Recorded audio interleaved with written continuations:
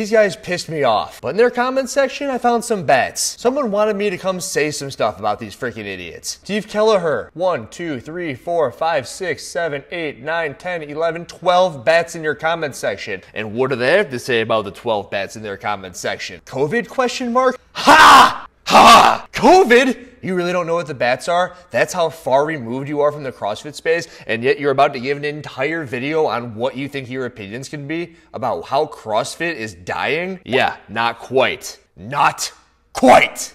Let's roll.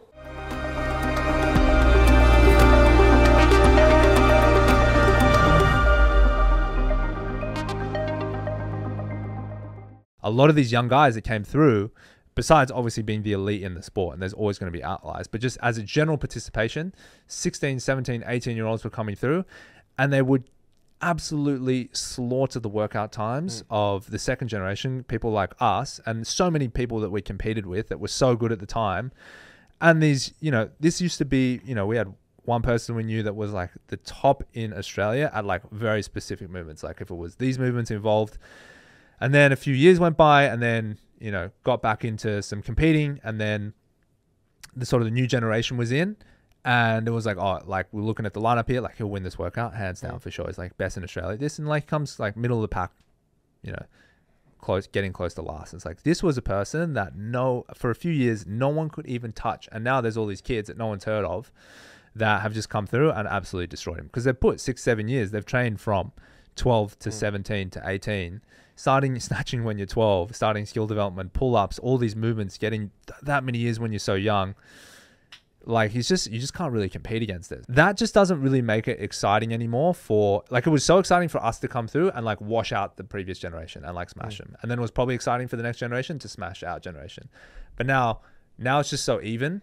It's just like, it's just not that exciting anymore. I have to have dedicated hundreds, if not thousands of hours listening to these guys. 2015, 16, 17, as I've said, and I can't believe that I used to listen to this stuff. As you guys know, I'm into movies. You watch a movie like Conan the Barbarian, you've got Arnold Schwarzenegger. You watch Sylvester Stallone, Rambo, badass motherfuckers. And I've already tried to parallel the fact that you've got people like Sevan. You hear him say some things, and I'm sure that at your very core, a whole lot of us think, I wish that I had the balls to say that kind of stuff, but I can't. But I do enjoy listening to him say those things. Or at least you're open to it. Or maybe you're just picking up a few things and you leave a few things. But I listen to this and it's like ripping my fucking hair out. Within their own statements, they're combating themselves. Yeah, we just want to come in and wipe out the competition, but it's not cool if Mal O'Brien does it. No, Mal O'Brien can't do that. We had a buddy, and yeah, he was really fucking good, and then now he's not good, and that's not fun, so we're gonna quit. We're gonna go do our own thing. Like, CrossFit's stupid. And like I said, if I ever sound like this, I'm out. Like, they're out. They're clearly just like making this video because they're trying to catch on to whatever sort of flame they got left in the CrossFit community. And I've watched this through 2.5 times now, and this is kind of getting to me. Like, it's really starting to piss me off. It's like the, I trusted you! Snake!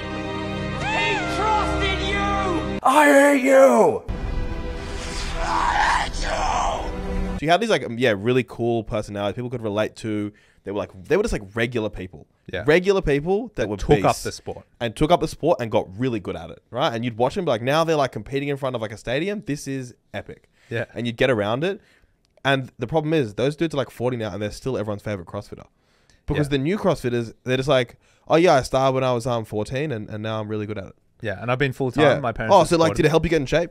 Oh no, I started when I was 14. I can't remember when I was in shape. Yeah. How did you first learn like pull-ups? I can't remember when I didn't know how to do these. Yeah. I've done them perfectly since I was 12. Yeah. And you're like, oh, this story sucks now. Well, I think what it did is it just took the excitement out of the participation for the everyday person. And that's You lost all the relatability. That's what when we started, there were so many people that would come to the gym and be like, one day I could make regionals. And like, that wasn't that far off realistic. Nowadays, Some would. Eventually some would. Yeah. Every bunch of 100, someone would. and that's what made so many people participate, because of the hope that they could eventually get there, and that their numbers weren't that far off what they needed to do. Nowadays, you walk in, you see the open, and you do one workout, and you're like, there's just like no planet where it's fathomable, like what they did and what I did. Like, and I'm sure there were people that felt that way when we were doing it, but the percentage was smaller. And now it's just like, So you're saying that it's okay as long as you're the ones who are beating the fuck out of everybody. But it's not okay if you're getting the fuck beaten out of you. It makes everything no fun because the fuck's getting beat out of us. It's like, yeah, no one likes getting beat up. 1 out of 100 makes regionals, now 1 out of 1,000 make regionals. Well, you know what? The Chicago Cubs, I don't know a single baseball player on the Chicago Cubs, but they're my favorite baseball team. You want to go to a Cubs game? Yep, I want to go to a Cubs game. There are so many arguments about why CrossFit might not be doing as well as it could be doing, and every single one that they've thrown thus far has not hit home. I think I said somewhere in the beginning of the video that I agreed with some of the stuff that they have to say. And in here, I do get that there's probably a little bit of a relatability issue. And when they keep on saying the 40-year-old CrossFitter, I keep on thinking Josh Bridges, who isn't 40. He does have a lot of followers, but he isn't everyone's favorite CrossFitter. I think that Matt Fraser's got like 1 or 2 million followers. Tia Toomey's got like 2 million followers. Danny Spiegel's got 1 million followers. I just heard Danielle Brandon say on the Savant podcast that she's got like 550,000 followers. These guys have just lost touch, and I'm actually starting to feel kind of bad that their words are being heard by more people because I'm making a video on them. At the time in which I grabbed all of this, it's got 2,000 views. And I watch a whole lot of people who make these podcasts, right? They've got their couch and they've got their microphones and they're just talking. And I'm like, who the fuck wants to listen to this shit? Your opinions are so invalid because you don't know what you're talking about. You know what would have been a good idea? Oh, who's this Andrew Hiller guy? We're going to have him on our little couch, on our little podcast with our little microphones with the camera going back and forth. It looks really fancy, right? Maybe he can give us a little bit of an insight into what the fuck we think we're talking about. We lost touch in 2018 when apparently Andrew Hiller made a pull-up video about us, and we never wanted to hear about anything ever again in CrossFit. We went our own business route. We're doing something different fitnessy, and that's all well and good. Let what's done be done. But nope, they got to come back and make a video. Idiots. Idiot. The CrossFit Games moved from LA to Madison. I'm not really. I think Madison is northeast. I think it's up near. It's New just somewhere York. no one ever goes. Yeah, Yeah. They basically they basically made it really cheap. Yeah. Right. And they took it out of the home. And I think that by making it, cheap and, obviously LA has amazing weather as well. So the CrossFit Games, the imagery, the visualization, the feel was like, it's hot, it's warm. They've got the sunglasses on, they've got the belt out.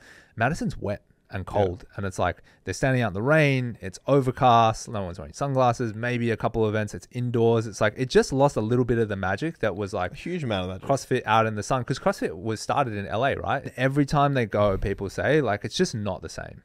Like LA's LA, right? You go there, you can go watch an NBA game, you can go do this, you can go shopping and celebrities and Hollywood. When you do all this stuff, you go to Madison, you're only there for one reason, and then you're in and out, right? So it loses a bit of that, well, I'm going to like tie it into my holiday, and then we're going to go to Vegas. And there were just so many trips that we heard about that we went on as well, that other people went on, that they just made like a sick holiday out of it, right? The whole experience collectively was awesome. But when they took it to Madison, it just really lost the shine. And especially because different if you went to like, because it's not just weather-based, right? Because if you took it to New York, it's like, dude, that is sick, right? Okay, yes, it might be cold and wet and overcast and it storms or it snows, whatever, right? Maybe it's not the same weather. It's not the dry desert of LA. But it just lost a little bit of that. Because it said, we are saving money, it just made everyone feel like, fuck, like the sport is going cheap. You know what I mean? It's like if the UFC just all of a sudden decided we're just going to go find pubs now. I think it was one of the final days. Maybe it was Saturday, leave at the games this year. I've been to Madison 3 times. I don't think that these guys have been to Madison. And I've never been to California, so I've got nothing to compare it to. But every time I've been to Madison, I think that they do a goddamn awesome job. And this year, when I was leaving, I think it was Saturday evening, so there was still Sunday ahead of us. I don't remember who I was talking to, but this person had been to Carson. Might have been Souza. Matt Souza. And I go, hey, how do these two things compare? And I don't want to quote him because I don't know if it was him for sure, but Madison, in this person's opinion, was way better. Why was it better? Because when you go to California, LA, as they say, CrossFit was originated in LA, fucking retard. There's a whole lot of stuff to do. People go there for a vacation, right? They can go do this, they can go do that, they can go see a Lakers game. But when you go to Madison for the CrossFit Games, all of a sudden, Madison turns into CrossFit Central. You're driving around, you see the athletes' pictures up on the stadium, and that's really fucking cool. You go to pubs downtown, and they've got CrossFit drinks. Like, what's your special CrossFit beer? We have special CrossFit paleo foods at other bars around the corner and restaurants. Alexis and I went to a steakhouse after a Friday night or something, and we got the CrossFit cut, just a steak that we shared between the two of us. That's not something that you're going to see in LA because there's so many other things going on that they don't want to make it an event. You remember the Capitol? They didn't see the Capitol because they don't give a fuck about CrossFit anymore. But the Capitol is an event that you're only going to be able to see when people like Adrian Bosman can talk to what the mayor of freaking Madison, whoever the people are who are in charge, and say, hey, is it okay if we run up these steps and make a big event out of your city? It ends up being really cool. And it's, again, another instance in which these two have no idea what the hell they're talking about. Like, if they were sitting right here, I would just like backhand slap them. Like, way across the room, Ralph. They went from Matt Fraser to Rich Froning. No, it went from Rich Froning to Matt Fraser. Rich Froning to Matt Fraser, my bad. You just got really lucky with a Rich Froning, right? He's just a poster boy. I mean, he's got the look. And it's not like Matt Fraser doesn't look fit. Of course he looks fit. But the dude looks fit. The dude does not look like Rich Froning. Yeah. I know, he's a little bit shorter. He's hairier. It's not quite the ideal for every guy. Like, if you gathered up 100,000 people across the world and you chopped off the head of Matt Fraser and Rich Froning, you put the two body types next to each other and go, pick one, what do you prefer? Guys and girls, Rich's going to win every single time, right? The dude was just cut from stone. I've been known to have my opinions about a few dudes' physiques. Leo's like, stop having opinions about dudes' physiques, man. They're soothing to me. But if you're going to tell me that Why does everybody always want to leave me? CrossFit stopped excelling because Matt Fraser was the new face of the sport, and you're going to tell me that if you put 100 people to choose between the two of them, that you don't think a handful of people would choose Fraser's body, and that's the reason that CrossFit stopped doing as well as it was? Ha! Ha! I'll skip more whale noises, dude! Look up Rich Froning, Jason Khalipa pool, right? You've probably seen this photo. It's like the most famous, like him and Matt Chan, right? Chan, They're standing. I also think just the physiques are not as big and muscular as they were. Yeah, it's that one there in the grey. Yeah. I also think that when they started drug testing the sport, the physiques got worse. Look at him. And when they weren't drug testing, the physiques, particularly the guys, were way more off the chain than they are now. Thank you for finally giving me something worth taking away from this 30-minute fucking catastrophe of a video. When I say things and put them out into the world, I want to do everything that I can to keep the things that I say from coming off the way that they sound when you say them. These guys have had quite a bit of speculation about CrossFit and steroids. I make all the CrossFit and steroids videos. Performance-enhancing drugs in the sport. These motherfuckers quit because of it. Oh, we can't compete. The new wave of young people are in. Oh, everyone else is on steroids. Why would we waste our time with that? That's no fun. Look at the picture of everybody in gray. They're clearly using stuff. They don't test. They do test. They did test then. They do test now. And there's going to be a handful of people in the world that listen to me and think the things that I'm saying sound like what they're saying. And it's because of people like these freaking idiots that make the things that I say sound idiotic. Oh, look, they're on steroids. Yep. We quit because we can't beat people on steroids, and you know we're gonna be better. We don't want to take them. You know what I did? I started taking them. I started taking freaking steroids prescribed by a doctor, California Hormones. This video powered to you by 10/22 on a Thursday night. 5 clients, 2 workouts, and a freaking 5-hour video coming up because rather than run away from it, I ran into the storm, the steroid storm. In the women, it was a bit of a mixed bag, kind of who was winning, who was not winning. But they had Camille LeBlanc. She was like obviously very beautiful. She had Annie Sora's daughter also. And I'm not saying Tia's, obviously, that beauty's in the eye of the beholder, but Tia isn't a much more aggressive physique. You know what I mean? That's not going to appeal to as many girls. And so it's cool to insinuate that the males were using PEDs, but it's not cool to insinuate that Tia Toomey, the champion of your country, is using PEDs. That I want to look like that guy. Because CrossFit, at the end of the day, it's people are using it as an exercise program to look a certain way, no matter what they say. No one wants to be fat and be the CrossFit Games champion. It's like, oh, if the CrossFit Games champion looks like that, I want to look like that. It's the same way, same reason some people take up swimming. I want to look like a swimmer, so I'm going to start swimming. Now, that's not how it happens. Okay, I'll give you that one. People want to be swimmers. People want to look like swimmers, so they start swimming. People want to look like Froning, Fraser, Tia, whomever, so they take up CrossFit. I'll give you that one. But that's not why there's a downfall in CrossFit. I'll start with the open doesn't matter. It doesn't matter! for 500, Alex. They just like struggled to create like genuine rivalries and personalities. Like that's what creates interest in sport. Yeah. When these guys face off, it's gonna be epic. It's because it was always the sport that, well, you're not really competing against each other, so you're kind of in your own lane, so you can't really affect anyone. But also, it was always a sport that was like, we cheer for the last person. Yeah. Yeah. And that, at some point, if you're a true competitor, it gets fucking old. You know what I mean? You want to see, like, I don't know, you want to see, like, Matt Fraser step over a dead body. I'll give you that one too. I want to see Matt Fraser step over a dead body. More rivalries would help. Yes. Agreed. And then I guess the last thing, or one of the last things here, is they had, you know, obviously they lost the Reebok sponsorship. And there was something about when Reebok signed on. Okay, it's not Nike, it's not Adidas. I mean, it's part of the Adidas group. It's not Under Armour. But it's like, Nike could be next. Yeah. You know, I think it could be next. And that was like what everyone was getting excited for. What huge brand is going to take over the sport of CrossFit next once the Reebok contract expires? Oh, baby. You're really hitting your stride in the last freaking 10 minutes of this video where it's point after point that you seem like you know what you're talking about. Bringing in Noble is one of the worst decisions that CrossFit could have ever made, which is being made incredibly evident when they sent a certain YouTuber a cease and desist for trying to enhance the movement quality in the sport, stealing a quote from Greg Glassman and throwing it on a shirt without giving him credit, and then offering up the level 1 red shirts worn by the seminar staff for anyone in the world to buy. Because you think about the marketing engine that's behind a Nike. They could have totally rebuilt the sport. They could have scripted up athletes and gave them personalities, and they could have just brought years and years of like sports marketing into, like, Noble has no sports marketing. And they don't have any balls either. For the sake of people that are still interested in CrossFit and still doing CrossFit, I hope it does.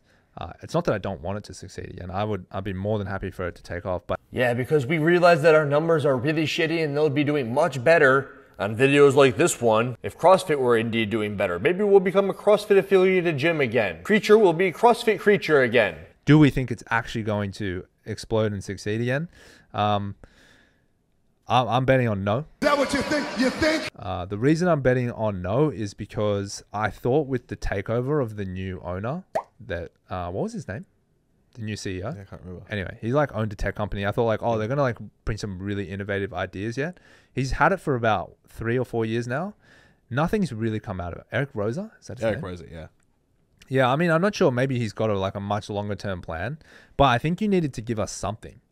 Give us something that is going to make people want to be engaged in it again. Bring old fans back into the sport. But yeah, there was just nothing. He needed to flip it on its head and be small tweaks to the programming or, you know, the structure of the regionals, the open. It's not it. It's like, okay, the CrossFit Games is done. We're now doing the CrossFit Games once every 4 years, and now there's a CrossFit League or whatever. And this is how the league. And the truth shall set you free. It's clear these guys have no idea what they're talking about. Eric Rosa is the CEO. Yeah, he's going to be the one who's going to help everybody do everything. Everything in this video is completely out of touch. Not one piece of advice should anybody listen to. I reward you 0 points, and may God have mercy on your souls. What you just said is one of the most insanely idiotic things I have ever heard. Everyone in this room is now dumber for having listened to it. I award you no points, and may God have mercy on your soul. Hopefully you guys enjoyed this. A bit of an opinion piece. Let us know your feelings down in the comments below. I'll do you one better, friend. I'm going to make an entire 2-part video on it because this thing went on way longer than I thought it was going to. I wanted to touch on every stupid thing that you had to say. One of the things that I really try to do is if I were in front of 10 people talking about a subject, or if there was just a conversation going around, I don't open my freaking mouth unless I feel as if something I'm going to have is either going to be productive or it's going to be factual to an extent. I want to have like 95% certainty. Otherwise, I'll just keep my freaking mouth shut. And you guys need to learn how to keep your mouths shut. Enjoy the video. There's my comment, and Riller out.